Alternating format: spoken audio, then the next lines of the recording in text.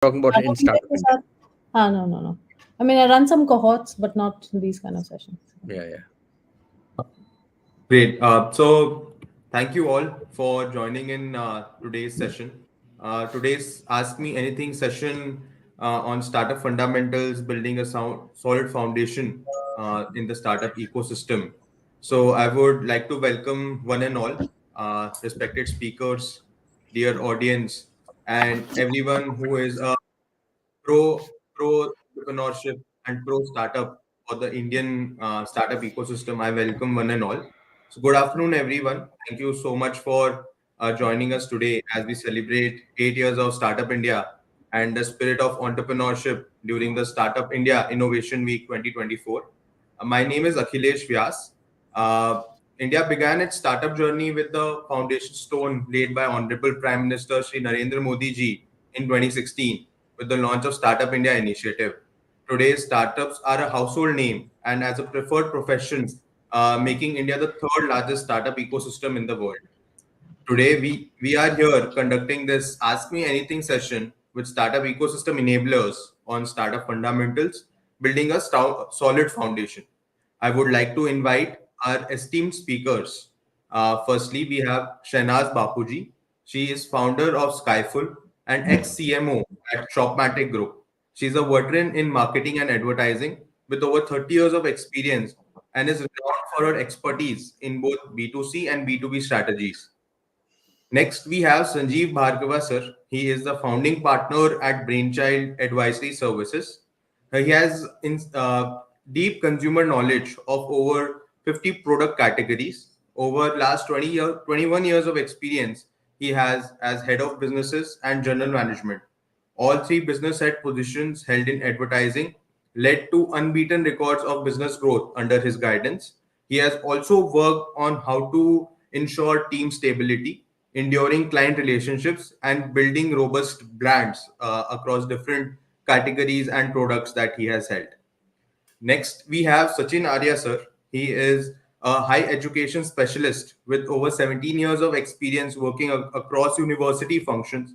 He is currently working as the CEO, incubation and entrepreneurship, managing four technology business incubators at BITS campus Pilani, Goa, Hyderabad, and Dubai. At BITS, he is responsible for many policies and programs, including the BITS Innovation and Startup Policy that allows students to take a year off for pursuing entrepreneurship, faculty entrepreneurship policy, and a new PhD program with focus on enabling deep tech entrepreneurship, amongst many others.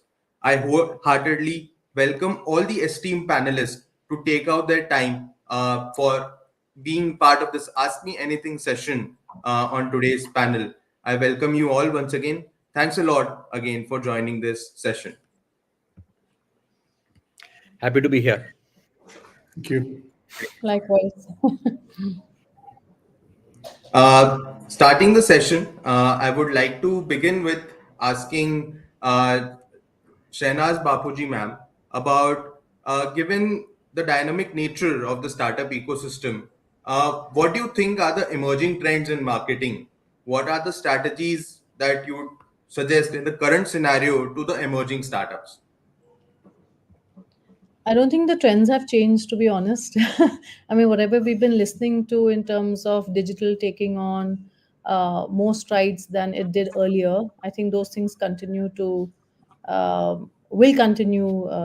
hold impetus. But I think that, given the nature of how startups are kind of constructed, especially you guys define startups in a very different way, someone with less than 100 crores of revenue. So it could be anyone from someone really starting their journey as a startup to someone who's like actually in their so-called growth stage, depending on how they define it. And each one has its, every business will have their own rules to follow, and every business will have their own visions. So I don't think there's any formula for success for, it worked for so and so, and therefore let's replicate that model for someone else. I think you need to find your own path for every business. And yeah, I mean, tap into the whole digital ecosystem. If you're an online player, if you want to be in online and offline spaces, then there are a host of, things that you can tap in. The marketing wheel, influencer marketing has taken on a lot of noise and again impetus. So has digital, and but that didn't mean that everything else has like kind of gone to the back burner. If you have the monies and the wherewithal, and depending on what your objectives are, you'll be able to tap into, or you should tap into, a lot of other things that are also working extremely well. So yeah, no real, no new trends, I would say. I mean, more of existing ones which will take bigger shape. Understood, understood. Ma'am, building on the same thing, I would now go to Mr. Sanjeev and ask him about, we all know about the advertising and marketing industry where a lot of innovative ways are brought up to sort of highlight the product or services that is being delivered in the market.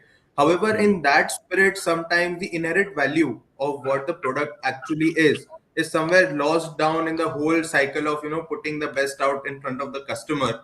I do understand that sir has his own perspective on how the actual impactful marketing should take place. So would like to hear from you, sir, on what this marketing practice should be, and how what are your inputs on how the impactful marketing or the showcase can be done in front of the public, so that they can segregate themselves from the noise that is there and the actual product impact that is getting down to the customer.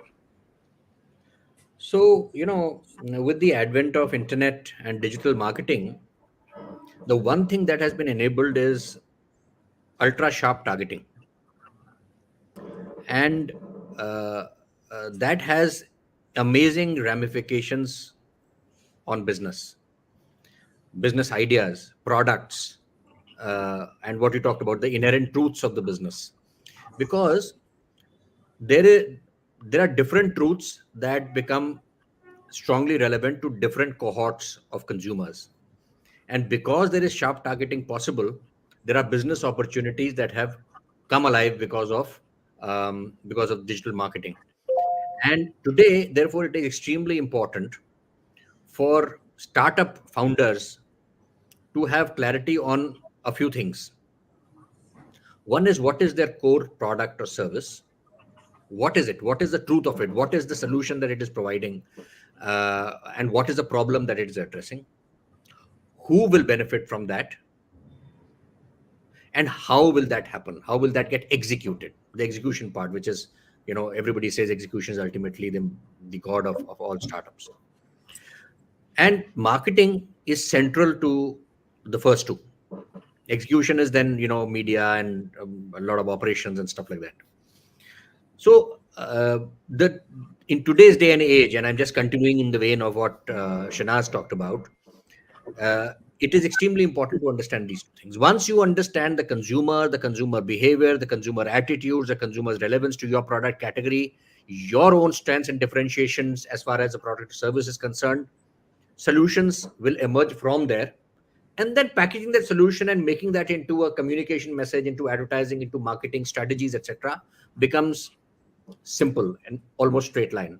So that's what I feel is the new mantra as far as the startup world is concerned. Understood, sir. Understood. I hope the this is also being taken by the startup founders or members who are also attending the session, and will be very helpful for them as well. Uh, Coming to Sachin Arya, sir, as you are heading the business aspect at a very highly prestigious technological institute, BITS, and all its campuses. Sir, would like to ask you as to how would you connect the importance of marketing to essentially the tech products or the tech innovation that is happening, and how relevant it is for tech founders to also essentially be good at marketing their product, or how to identify the market niche that exists. Oh, absolutely. I think the importance of marketing, especially digital marketing, cannot be underscored better as to what Mr. Bhargav and Shenas said.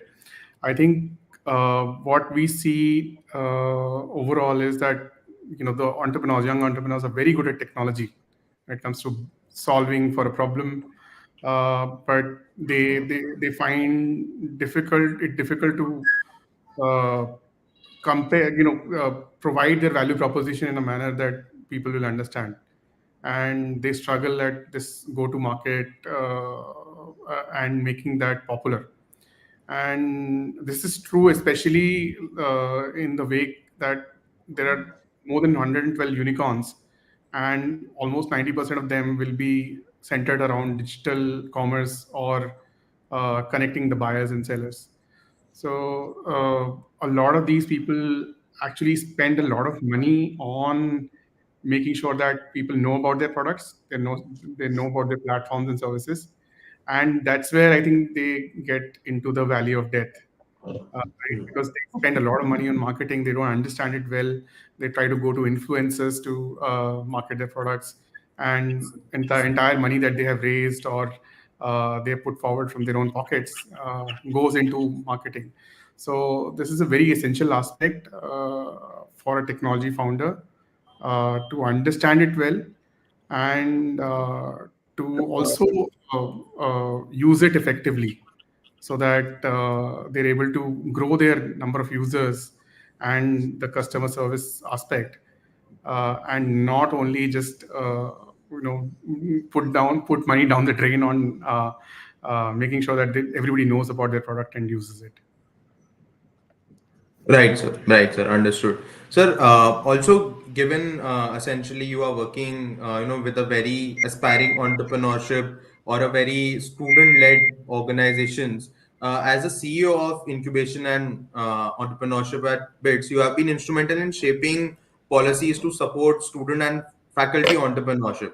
Can you share some insights onto the key elements of the successful university level innovation and startup policy that has been brought about, and how startups can leverage such policies for their growth? Yeah, so I think they are essentially for the institute, so I'm not very sure how others can benefit. But I think one thing is very clear: students are not. You cannot confine the students to classroom anymore, and the teaching paradigm has also changed, right? Like there are so many teachers outside now. YouTube is the biggest of them. Then you have some digital education platform. So learning is happening from everywhere. So the and the students, especially of BITS or IITs or some of the good institutions, they have so much talent and understanding of technology that they're able to see problems and apply those technologies and skills to solve those problems. So my only like contribution here in BITS was that we were able to make it very flexible for students to pursue startups. And if they want to pursue startups, there's no more like pursuing degrees in some sense, right? So we allowed a 1 year off.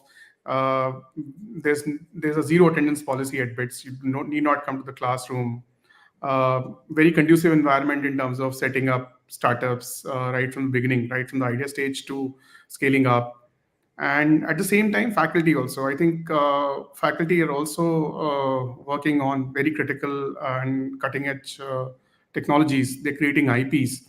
So how do we bring that IP from lab to market? So we have now allowed like the faculty to take 1 day off every week. So essentially 52 days more off to pursue their startup journey. We've also introduced very flexible IP rights policy, because essentially when the faculty is working in the university, they invest with the university. So we've allowed that IP to be released in favor of the startup that the faculty are doing, in lieu of like some equity or some royalty, but essentially saying that, okay, yes, go ahead and do the startup to both faculty and students. I think what the higher education institutions need to now understand is that this is something which will bring a lot of innovative products and services into the market, and they need to support the students in their journey. Be flexible around how they nurture and enable startups. Understood. Understood. So very interesting insights, very good to know the innovation or the changes that are being brought at the policy level to support both faculty and students. And faculty getting one day off in a week to support or build IPs for startup is something great, given the focus on technology and innovation that our government and country is putting at to be at the global forefront of innovation. So that is very nice to know.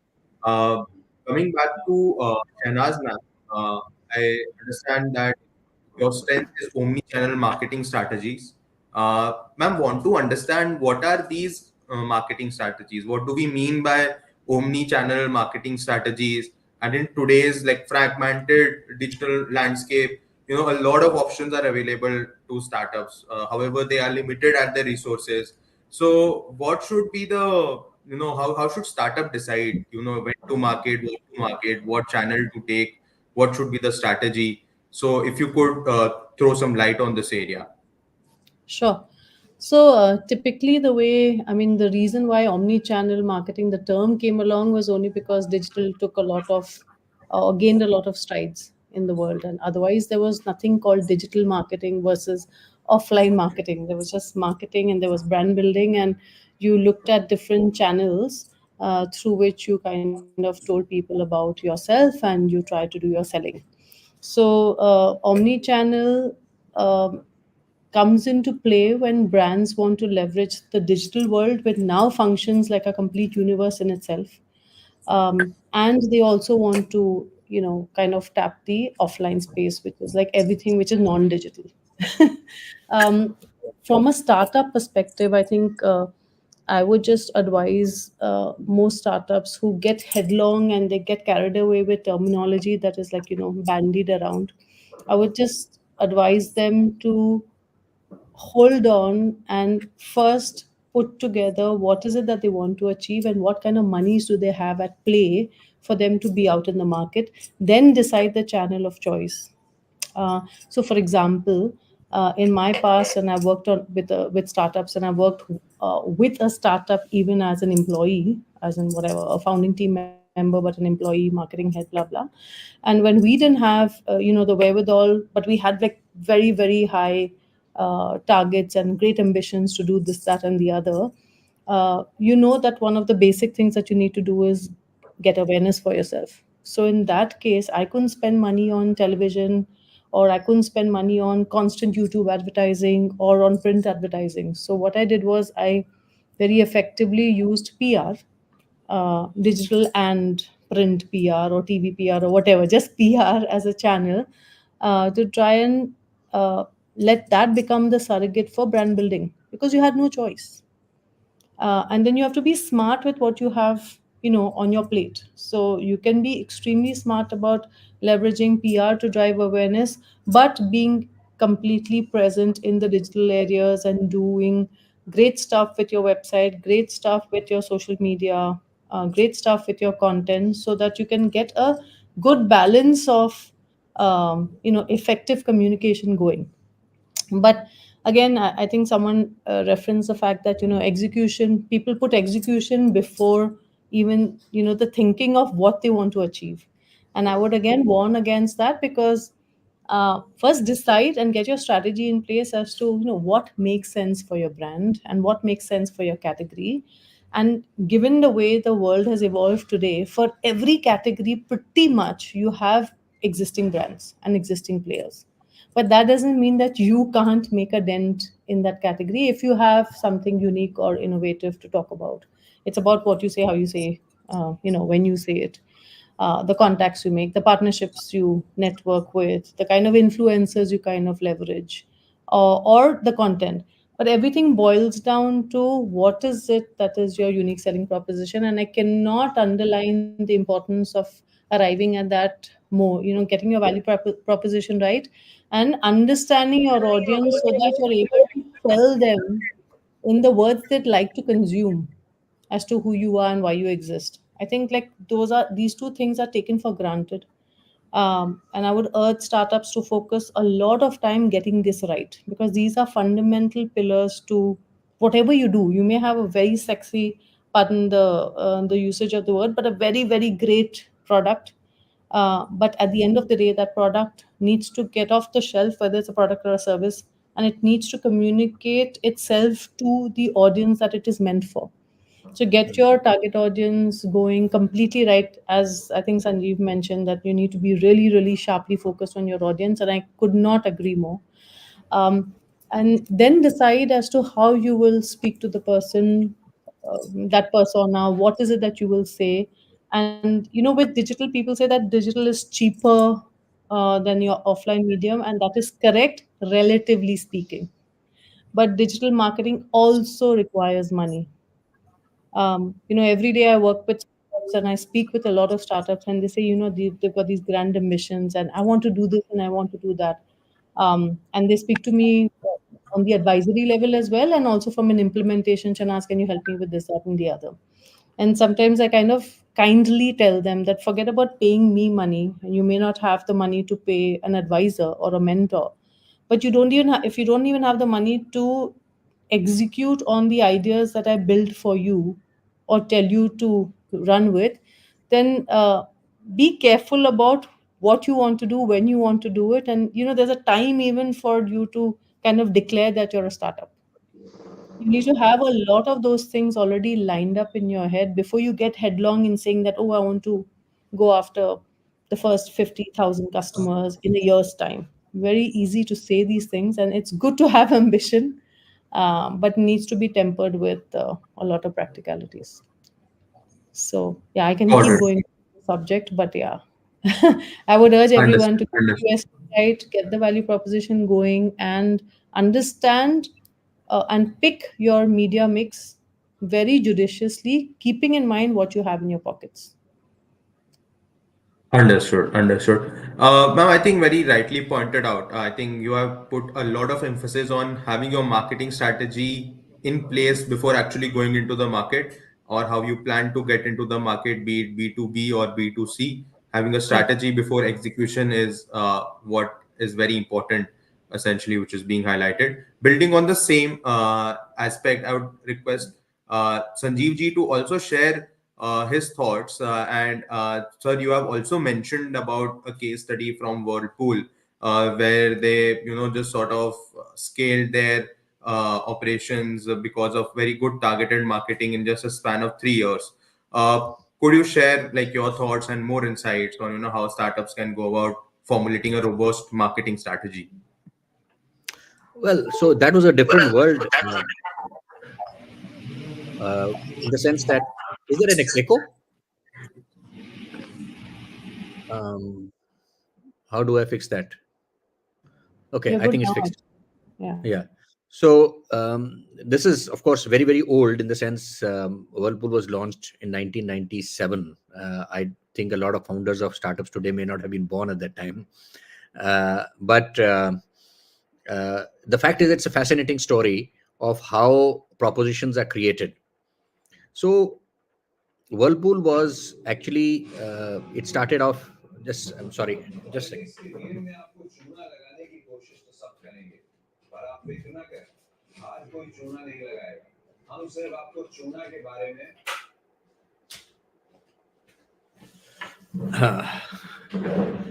Okay.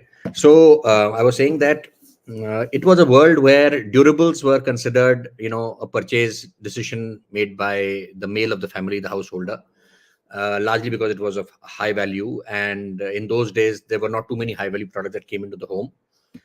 There was technology involved in these products, and therefore women were not considered people who would understand the technology, etc. So that was a paradigm in which Godrej, Kelvinator, Voltas, BPL, they lived in that world. And that's when Whirlpool came in. And we changed the paradigm. We said, first of all, we'll not talk features, we'll talk benefits. We said, we won't talk to the man, we'll talk to the woman. And because it was all about technology and stuff like that, the accent was on print technology, print advertising, because print could explain what the technology was, etc. It was techno jargon actually, because they weren't really explaining the technology. And if you remember, Puff was a big deal in Godrej and so on and so forth. So stuff like that was going on in the industry. And we said, we will go to television, we will talk to the woman, and we will not talk function, we will talk benefits.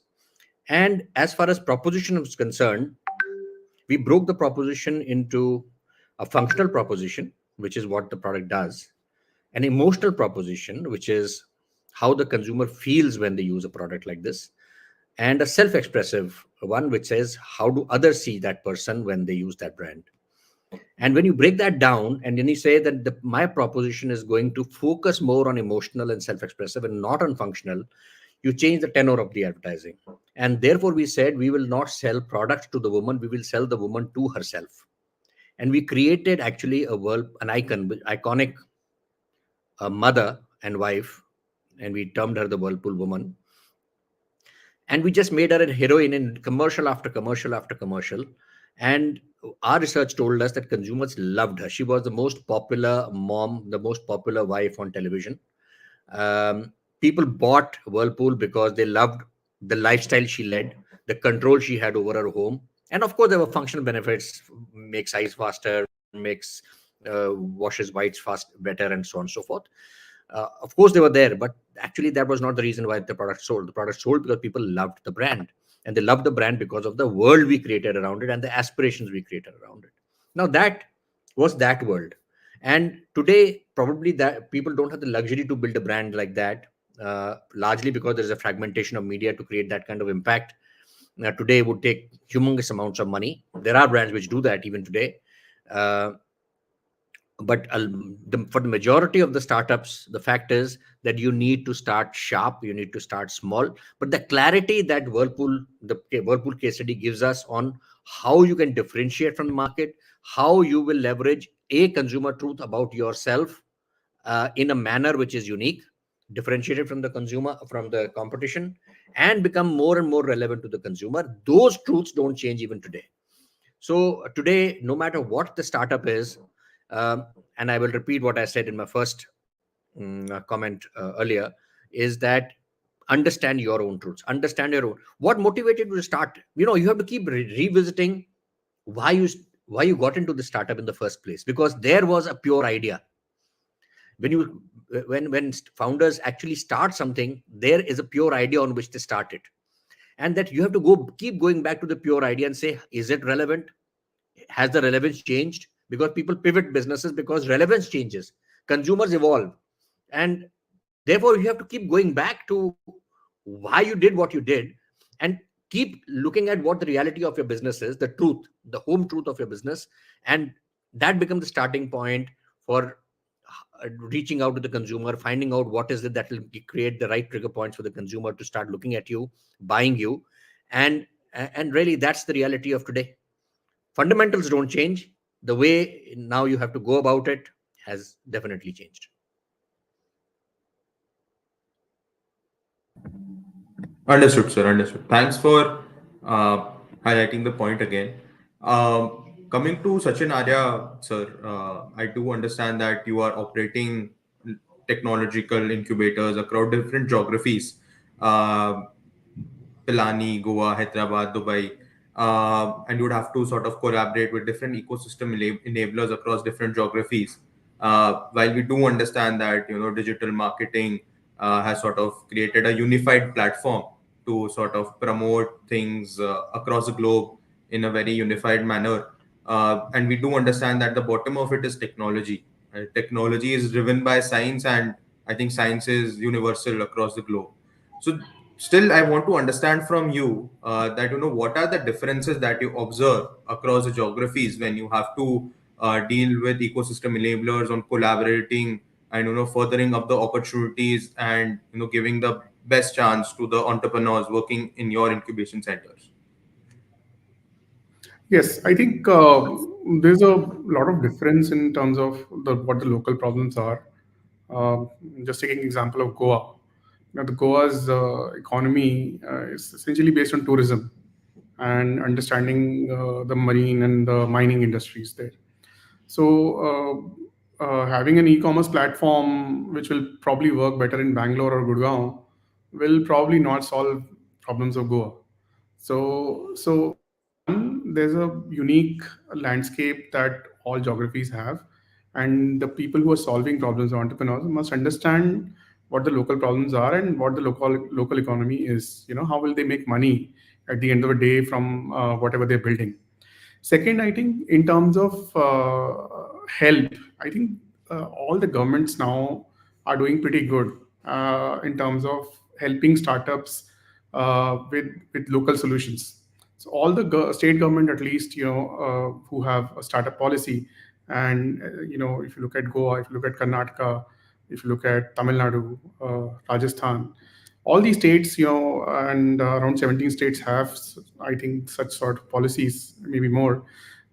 They support problems which are locally, problems that are local and are being solved by uh, entrepreneurs from across India.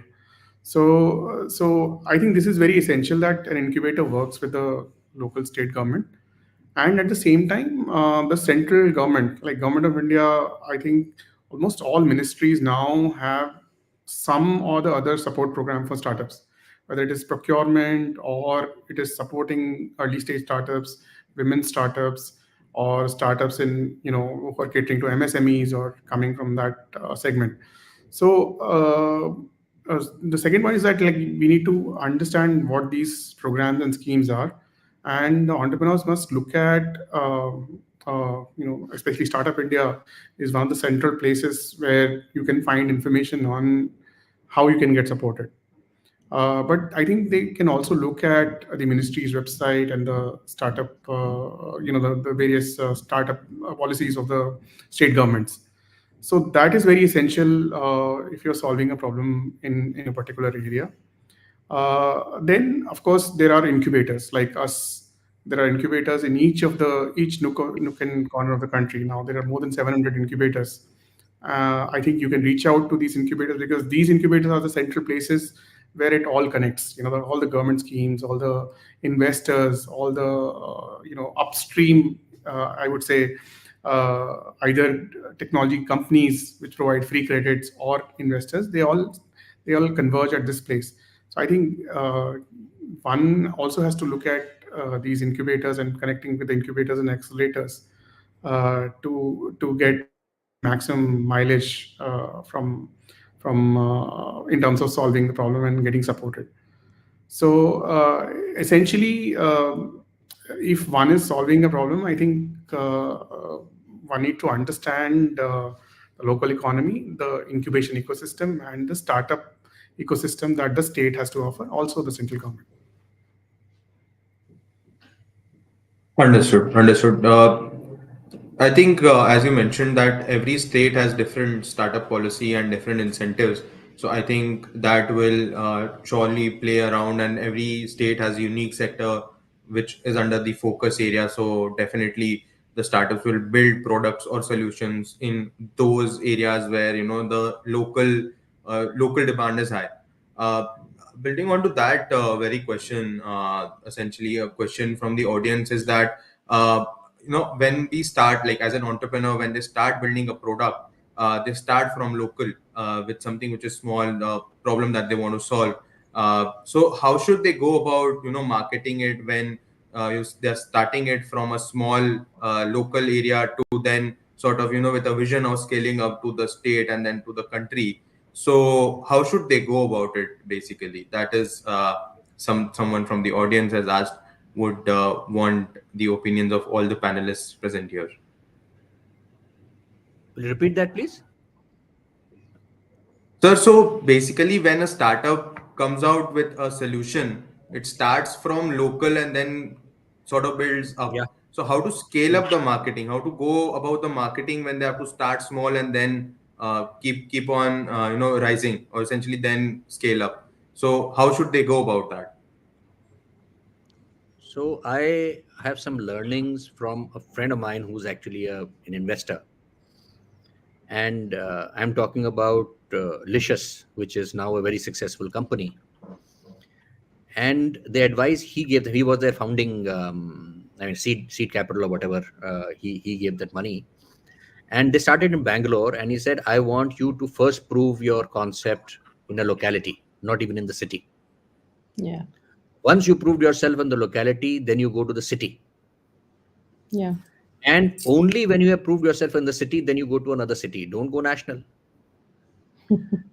The idea is that at every stage the proof of concept must be provided. And when you do that step by, don't get into a hurry. The scaling up is not something that is so easy and it is so simple. And marketing challenges also are created as you do it step by step. When you do this grading, because you understand the challenges of going beyond a locality, you understand challenges of going beyond a city, you understand the challenges of then doing absolutely remote everything, and then comes a time when you explode. And at that point in time, you also have built a certain critical mass, you've ironed out all the rough edges, the operational issues, and that's the time even the investor gets confidence in you to be able to invest enough money for you to do that scale up. So to my mind, there are no magic formulas. It is a lot of hard work and step by step building up of an organization. That's my view on this. I endorse that, but I may want to just add a couple of more things, which is that, you know, when you're setting up your business, and if you're a local business, and of course get, the proof of concept absolutely going, and get your customer franchise going, and work all the best practices, which is get the CRM going with that small franchise of customers, convert them into first time purchasers, to repeat purchasers, to loyal customers. Let the word spread organically as well. And whilst you do that, when you create a website, for example, it's like visible to the whole world. So when you're putting out content about yourself, make sure it's like extremely sharp and relevant to Very, people very. who may not be buying your product today, because you're localized and you may not even be available somewhere else. But you'll have to keep that in mind, because the moment you're out in these social channels, if you're out on the website, people will discover you.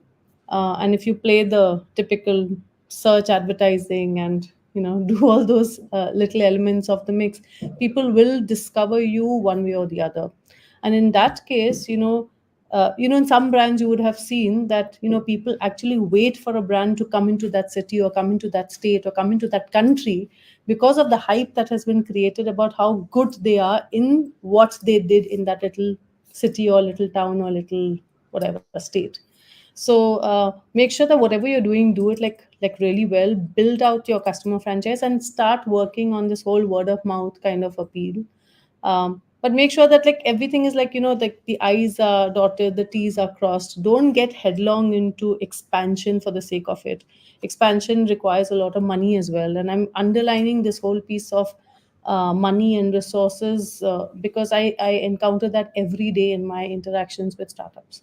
uh, you know don't want to be in a situation where you're just asking for funding to survive. That's not what startups are meant to do. Like in the good old days when you did business, there was no choice of, you either did it and did it on your own metal, you borrowed, begged, and perhaps I don't want to use the word steal, but you did all of that, and you made it. You didn't have the wherewithal that you have today.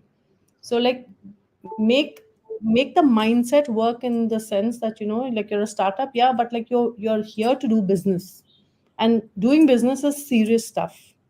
It's not like some whimsical thing that you wake up one morning and say, hey, I also want to be a startup because it's an interesting fad, or interesting tad to have with my designation. So yeah, so from local to whether it's state or national or regional or global or whatever it is, very measured steps.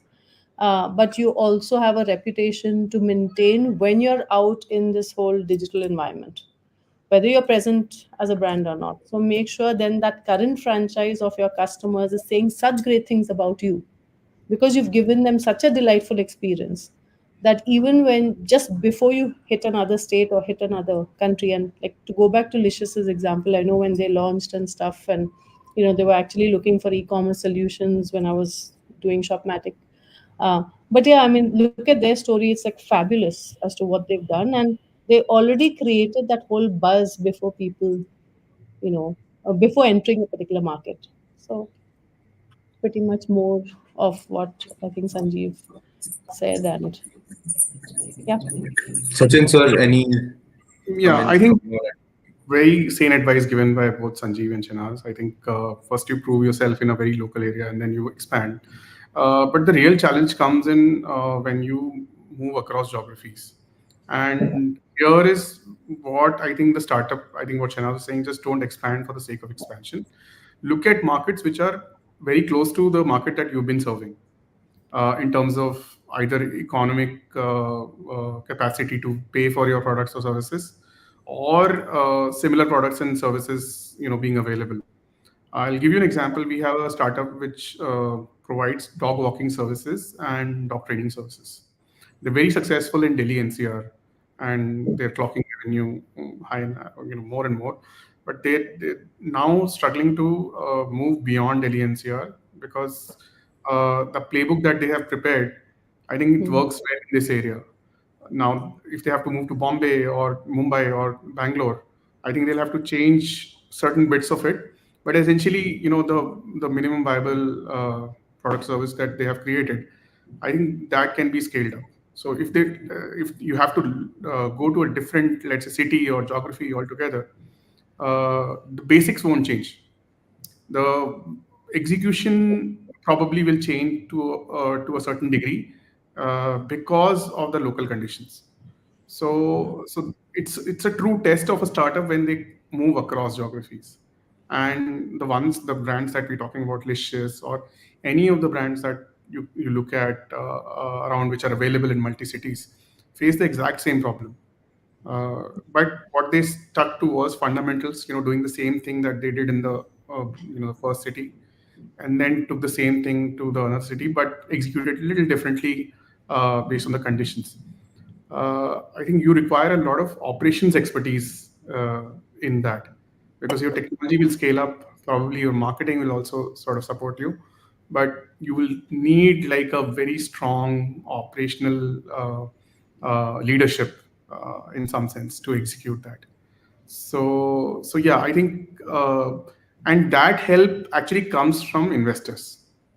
As I think Sanjeev was saying, this actually was, told to Licious founders by investors, and I think every investors would say the same thing. And why this investor is a very intelligent money, when they come and they see the scale, because they also bring expertise with them. So let's say the incubator or the angels support them in one city, and the investors, people who are larger syndicates and larger venture funds, they have the expertise of scaling businesses which are multi-city or complex in nature or have multiple moving parts. So I think that expertise comes with that money as well. Right, sir. Right. Yeah, I think the consensus has been that work it out locally and then keep on building step by step. The startup needs to have some key parameters on which it constantly understands what the customer reaction is, making sure that works at every level, and then keep on building with a proper strategy to enter a new geography or where it wants to expand. The next question in line we have is how digital and print media can help edtech startups, and how to get reactions of the customers across the world. That is a question that is being asked by the audience. I'd request if we can quickly respond to this and share our thoughts. So you're specifically asking about the EdTech world. They're specifically asking about the edtech, how digital and print media can help edtech startups, and how to engage more with the customers, basically through marketing and media channels is what they are asking. Engaging with the Anyone? international one. Didn't get the answer. Didn't get the question properly. However, because I've also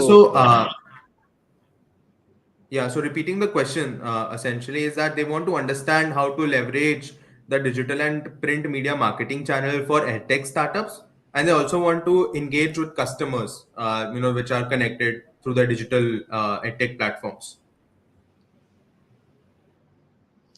So I've worked in the print medium. I mean, I was a director at Times of India. So print today it's a very powerful medium, because the intensity with which people engage with the medium is very high, and the content is consumed quite quite wholesomely compared to every other medium. Actually, it's not a passing medium. People spend time, but the reach is not compared to every other medium. The reach is getting more and more limited, particularly of English medium. In vernacular, that is not the case. Vernacular continues to be large. Now, the other thing is that the consumption of newspapers, the print media, magazines don't exist anymore, uh, is aging. The profile of consumers is aging, readers is aging, and therefore it is a medium which influences parents, the decision makers, possibly in the tech area. I'm talking about primary and secondary. I'm not talking about higher education, because in higher education, the student himself or herself starts taking calls and decisions, and in the earlier stages, it is the parents. So it is in the primary and secondary education, if that's where the edtech is dealing, then print is relevant. Otherwise, it may or may not be even relevant. So that's the first part. The second part is that, education, I've always maintained, is one of the categories that should advertise very carefully, because uh, much like health, uh, advertising kind of commercializes the entire thing and takes away some of the essence of what education is all about, is my firm belief. I have I've always maintained that education needs to be uh, sold on a higher platform, and it is important, therefore, that, and I'm really talking about the communication here. Therefore, when we even talk about digital, the fact is that uh, education needs to be dealt a little more gingerly than other commercial products, and the regular kind of performance marketing, etc., that is used to kind of push sales, etc., is something which I feel can be detrimental to a brand in the long run. It can get you leads and it can get you business, but it is detrimental to the brand in the long run. And therefore, one needs to be very careful of how to use the marketing tools provided by the digital world for the edtech sector. That's a view that I have. Got it, sir. Got it. Um, but I think if any other speaker also has opinion, welcome, or we can move ahead. Uh, so I think Yeah, we'll just move ahead. okay. Okay. I Sure, was sir. just saying that EdTech is I think, very difficult. It's going through a very difficult time right now. It was the darling of investors and everyone during the pandemic time, but I think EdTech has sort of recalibrated itself to reality. I think it has come back to the classroom. But essentially, if you look at how a section of EdTech is doing is through a lot of advertising on YouTube. So, because these are edtech platforms, they need to be present on the platforms which are on which people are consuming digitally, either through audio or through video. So, unfortunately, it's a very expensive proposition to advertise on YouTube or Spotify or things like that. But that's where your market is. I don't think print is the market that print is the medium that you should be looking at. Another way could be that, like, again, go through the like influencer route or do YouTube live or Facebook live things, and to build your community. Unless until the community gets built, it will be very difficult to sell at tech solutions. Or you need to have marketing dollars, as I'm sure like all of us have seen those videos of teaching you chat gpt or excel or making your life better through time management or whatnot. So I think it's a very difficult market right now, like in terms of reaching out to your customers. But digital, I think digital still wins. I don't think print is your market. Print is your mode. Yeah, Yeah, I absolutely. mean, Understood. I tend to agree with the digital side of, I mean, the weightage going on to the digital side. But I also want to add that, I think EdTech as a category has taken it upon itself to kind of simplify stuff for the student community, whichever student community you're kind of dealing with. And I think that's become like category stakes, in the sense that, like, this oversimplification of education now everybody is claiming. And I think there's an opportunity for real edtechs to come in there and actually say something which is sparklingly different from what others are saying, or say it in a compelling way, or or find an interesting angle to whatever they are saying, because then it's not a question of whether you use digital correctly or whether you use print correctly. You will stand out because you're saying it so differently. And even if you were to do that one ad in YouTube, you will get all the fan following that you were like aspiring for. So and the category demands that you educate, but you don't bore people with education, and don't say the same rubbish. I mean, stop being addy if you're in the edtech world. That's my piece of advice. I can see a lot of head nods. I'm sure everybody is like feeling the same thing very passionately when it comes to edtech. But yeah, those are my Yeah, two cents. thanks for sharing the thoughts and insights regarding this. And in the discussion, as Sanjeev ji was mentioning, that it is important to also see how your brand value is getting affected.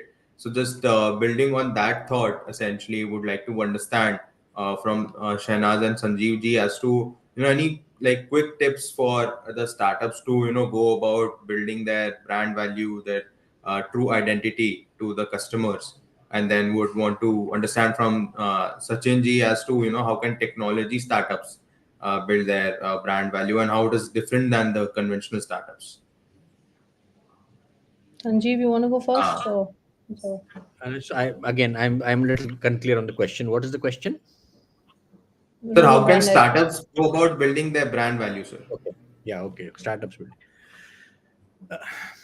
As I said before, and this is important, the core truth of there's a core truth to every startup, and it must remain the central piece of the founders as they start thinking about marketing, outreach programs, etc., etc. It is also true that that startups pivot, and sometimes multiple times. Hmm. The fact is that the startups need to be very conscious about how the pivot is changing the nature of the core,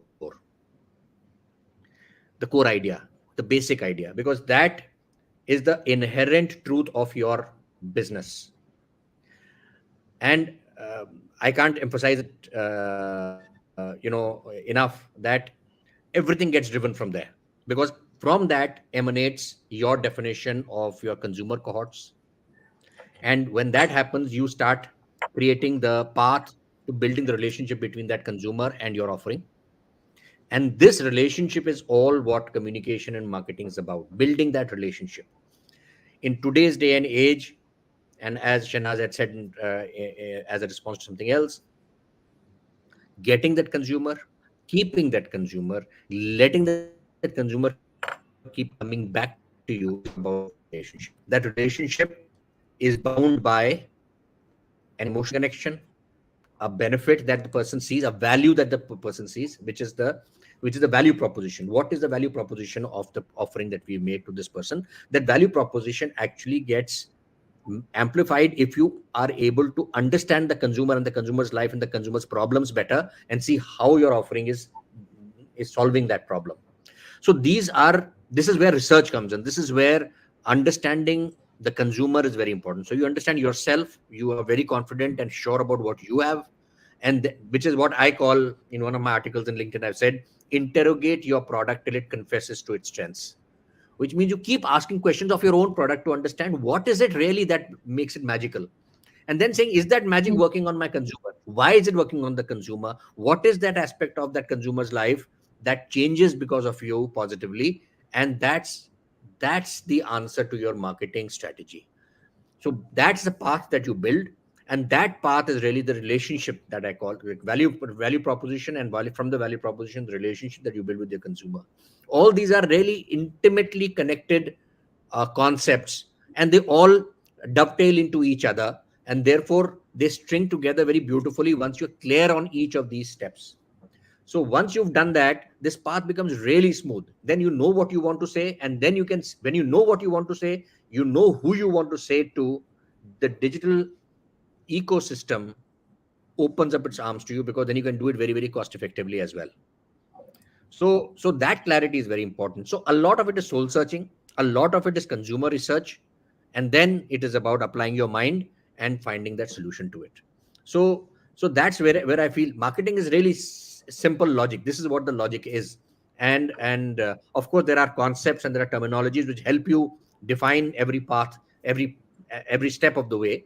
And that's where consultants come in, people who have been in the business come in to give you that advice on how to build those steps.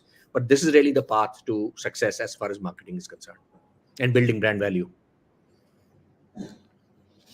Akhilesh, so an additional point, and because you mentioned something about brand identity and the role it plays in the lives of startups.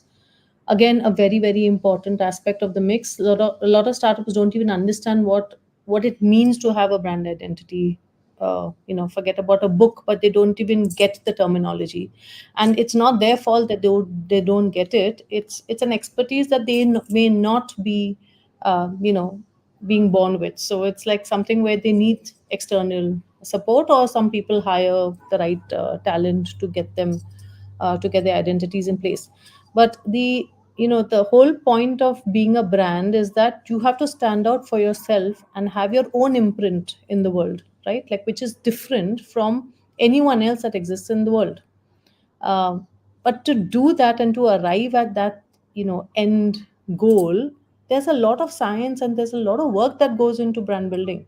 It's not a click of a finger overnight piece, and that's a warning I want to give startups as well, that you may have your dream and you may have chalked out that this is what I want to do, and yes, there must be a market and there must be the right audience of who you can tap.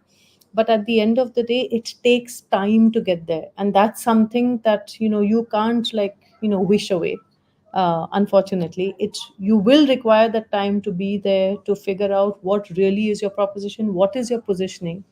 How will, even if you've got a great logo, there's a science behind why you need to protect that logo in the form that it was, like, given birth to. That it's not cool to place the logo any and everywhere in a particular ad or in a particular piece of asset, a brand asset. No, it's not cool that you speak to your consumers in any which way you please. There is a science behind that as well. And those are all these small, small, small, small elements which actually add up to that one big thing which becomes the brand. But it's like, literally, like, there are many analogies, but literally it's like, you're creating a tapestry, and all the threads have to add up to create that very pretty piece of work, which is the brand. And it's your responsibility as a startup, and the responsibility of every employee in that startup's ecosystem as well, to actually uphold those little pieces of thread and make them come alive in their own way, so that that brand proposition really comes shining through. Brand identities, I mean, it takes a lot of time to actually create. There are people who charge crores to do great identities. Sanjeev, you would know that, given the market. There are people who'll also, like, they'll be kind and they'll come down and they'll do it for you if they have love for you as a startup. But the fact of the matter is that these things take money, they take time, but they are long term investments into this whole asset called brand building. And that's If something I can that, just add, sorry, I please. want, in fact, Shanaz, what you are saying is so important. It's my recent experience. I think 2 weeks ago, three engineers from IIT have started a company which makes A2 cow ghee, and they have had a rocking start. They've rocketed up to 60 crores turnover and so on and so forth. But they haven't built a brand. Okay, they don't know, and you're absolutely right. They have absolutely no idea.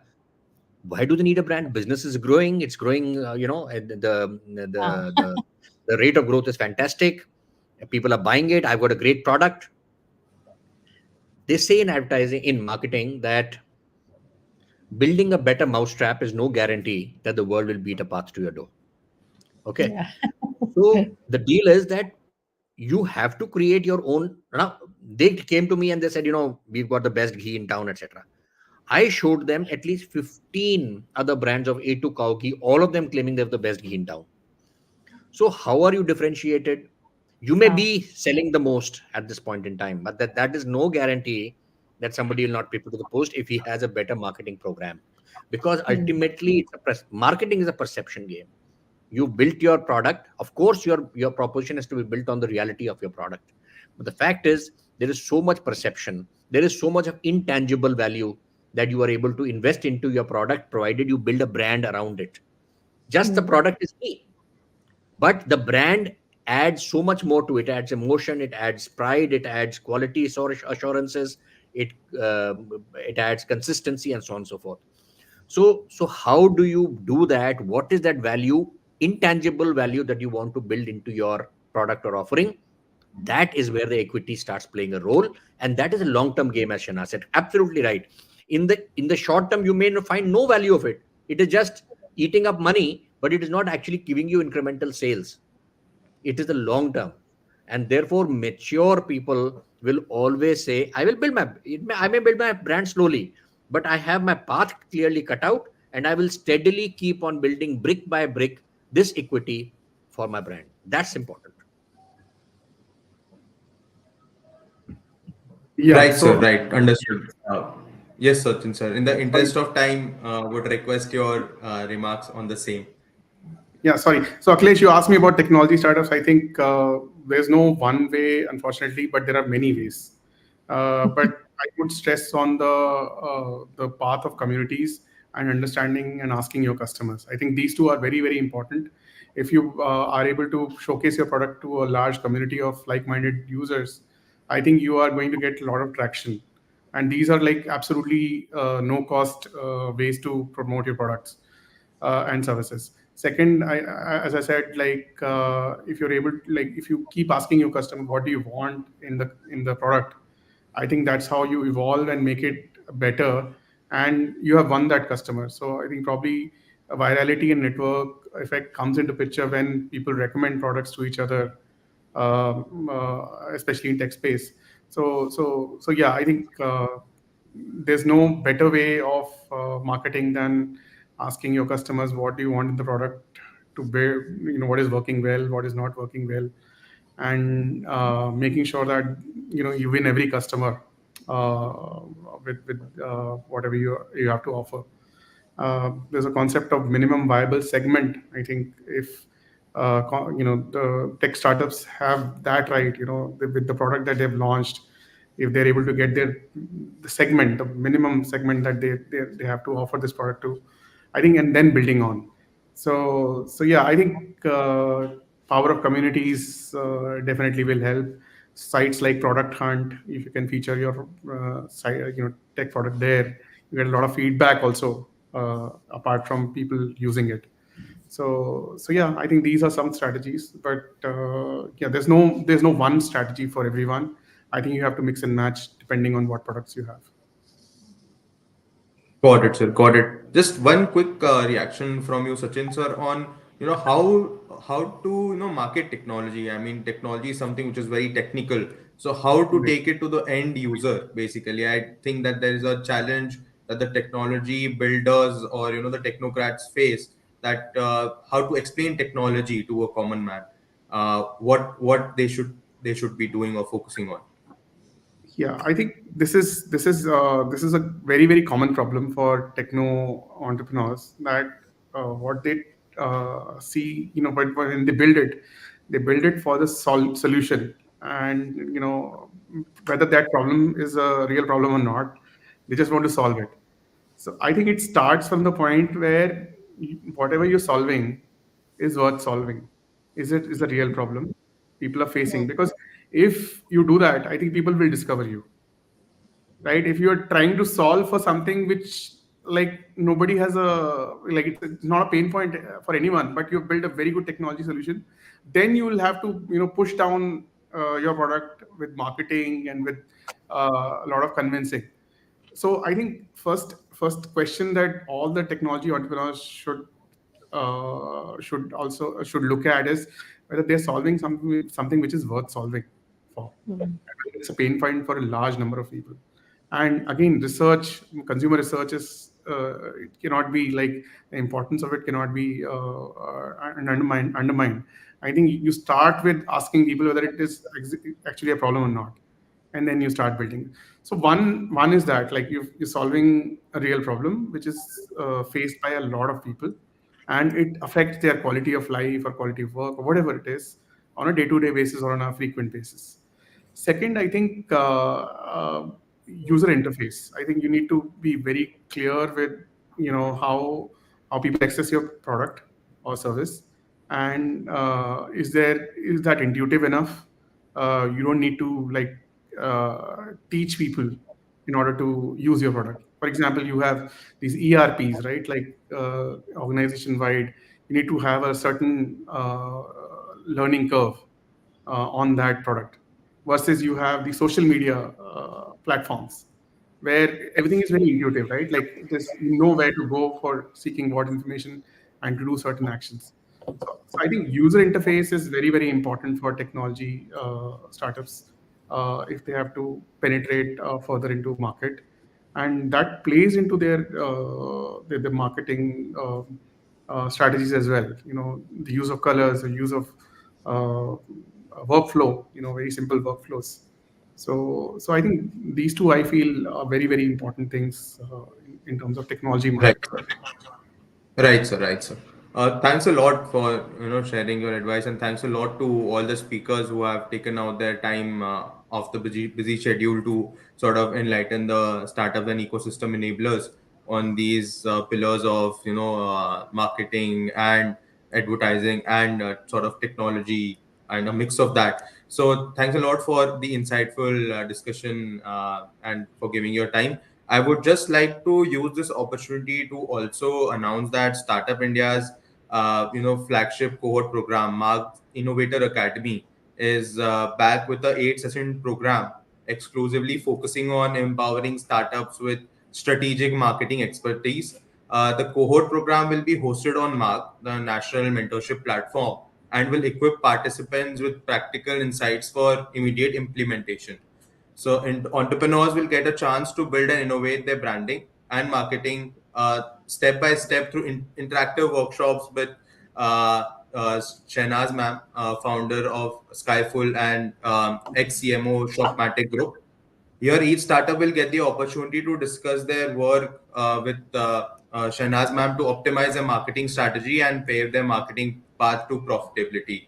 So, would like to thank Shehnaz ji for taking up this through the Mark platform, and would also like to announce the launch of the Mark's Innovators Academy session, and which is a 8 session program. So, requesting all startups who are interested in the marketing domain to sort of go to the Mark platform and read more about the Innovation Academy that is upcoming.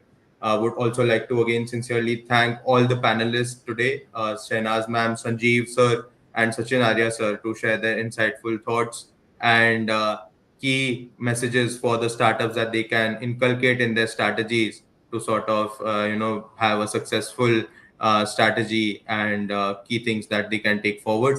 I would like to sincerely thank you all.